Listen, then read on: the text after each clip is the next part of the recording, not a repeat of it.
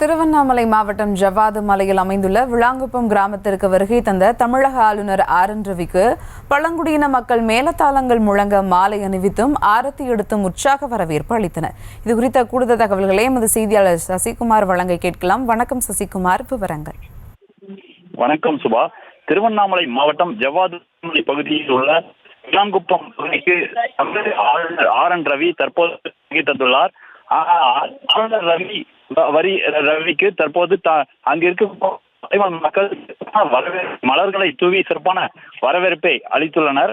மேலும் பார்த்தோம் என்றால் அங்குள்ள மலைவாழ் மக்கள் ஆளுநர் ரவிக்கு அங்கு விளையக்கூடிய மலையில் விளையக்கூடிய தேன், பழங்கள் மற்றும் சிறுதானியங்கள், சாமை உள்ளிட்ட பொருட்களையும் பரிசாக வழங்கி இருக்கின்றனர்.